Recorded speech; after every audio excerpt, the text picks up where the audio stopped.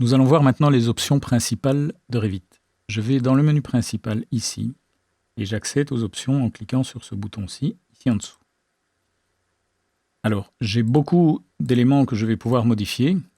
Certaines choses, je ne vais pas m'y attarder parce qu'elles ne nécessitent pas beaucoup d'explications. Je vais m'attarder sur les plus pertinentes. Les propriétés générales. Je vais avoir la possibilité ici au niveau des notifications de paramétrer un intervalle de rappel. À savoir que, en paramétrant ceci, je vais permettre à Revit de me rappeler toutes les 15 minutes, toutes les 30 minutes, toutes les heures, etc., de faire une sauvegarde. Je n'ai pas de sauvegarde automatique, donc je vais, en mettant par exemple 30 minutes, avoir une fenêtre qui apparaît à l'écran toutes les demi-heures me demandant de sauver. Je le fais ou je ne le fais pas, mais au moins j'ai un rappel qui me permet de faire des sauvegardes régulières. Quand on travaille en collaboration sur un fichier, il est possible avec Revit de travailler à plusieurs sur un même dossier. C'est ce qu'on appellera le travail sur un fichier central.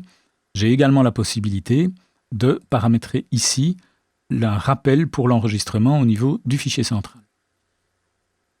Le nom d'utilisateur. Alors ça, c'est très important, principalement lorsqu'on travaillera à plusieurs sur un fichier, car cela permettra de savoir qui travaille sur quoi. Donc ici, il est vraiment recommandé de mettre un nom pertinent par personne. Nous avons ensuite ici la fréquence de la mise à jour du partage de projet. Ça aussi, c'est quelque chose qui est utilisé lorsqu'on travaille à plusieurs sur un même fichier. Il faudra y faire attention car à un moment, quand le fichier devient très important et très lourd en taille, il vaudra mieux diminuer ceci vers une fréquence moins rapide de mise à jour, ce qui permettra d'éviter des lenteurs au niveau de l'utilisation de Revit proprement dit. Au niveau de l'interface utilisateur, principale chose, alors d'abord c'est le thème actif, alors ça c'est un peu comme dans tous les logiciels, je peux créer, voilà on le voit ici au-dessus, je peux utiliser un thème actif clair ou un thème actif sombre simplement. Alors ceci par contre, ça c'est intéressant, je vais pouvoir gérer ici tous les raccourcis clavier. Donc j'ai à ce moment-là une fenêtre qui apparaît et qui me permet ici d'avoir un accès à toutes les commandes. Alors vous voyez évidemment qu'il y en a un nombre assez important, avec tous les raccourcis clavier qui y sont attachés. Je peux filtrer, faire une recherche. Si par exemple je veux voir toutes les commandes qui correspondent aux outils de mur, voilà, en tapant mur ici, j'ai accès à toutes les commandes qui contiennent le mot mur. Ou je peux également demander de filtrer sur base des onglets par exemple. Donc si je veux avoir le paramétrage des raccourcis clavier pour tout ce qui concerne l'onglet de vue, eh bien je peux venir ici sur vue onglet.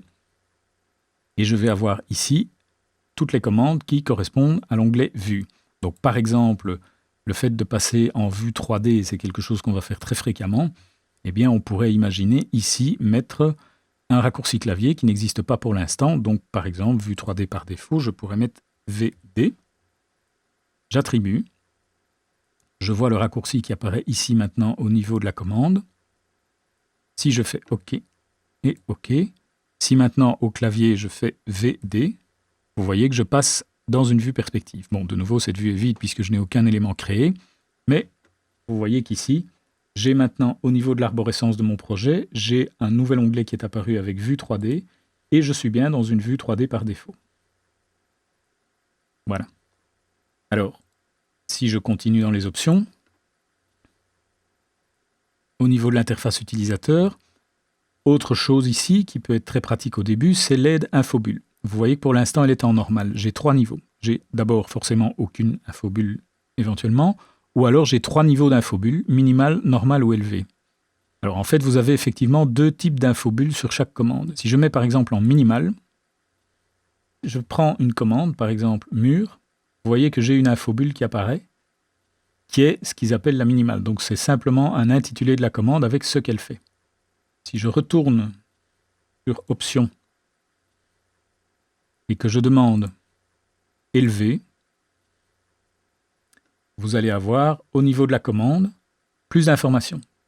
Vous voyez qu'ici, j'ai ce qui était l'infobulle minimale, créer un mur non porteur sur le modèle de bâtiment, c'est complété avec utiliser le sélecteur de type, etc. et un élément graphique.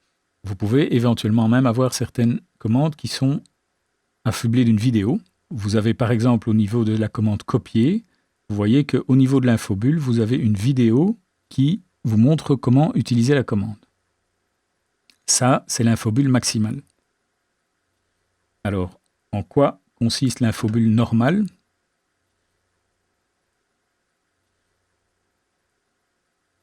l'infobulle normale, en fait, qu'est-ce qu'elle va faire?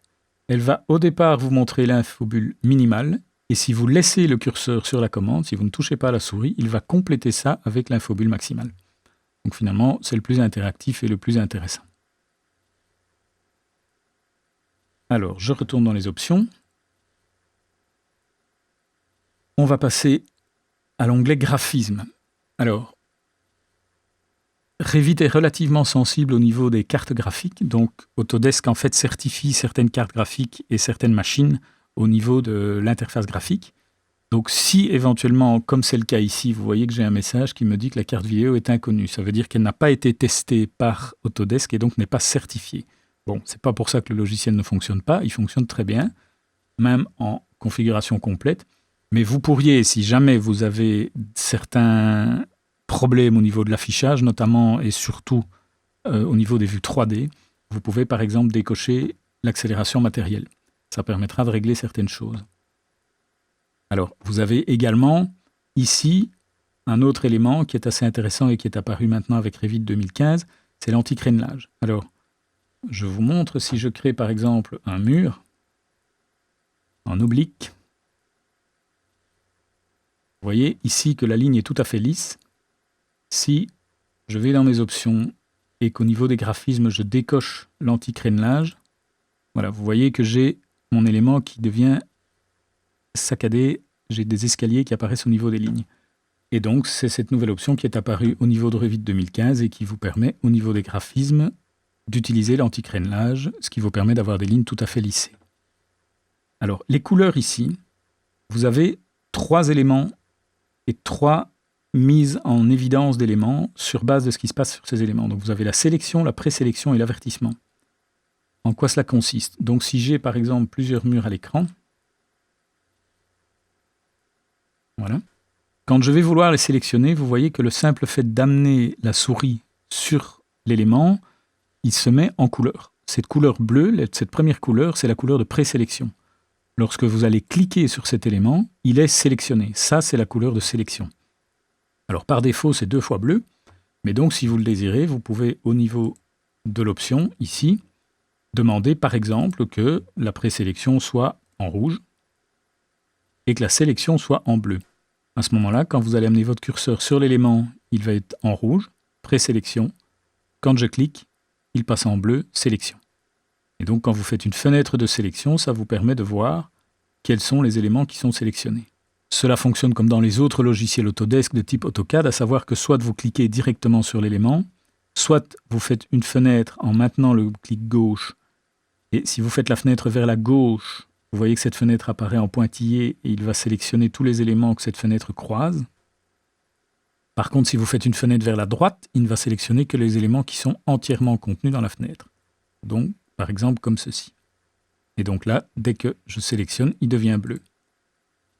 Alors, j'ai une troisième couleur à ma disposition.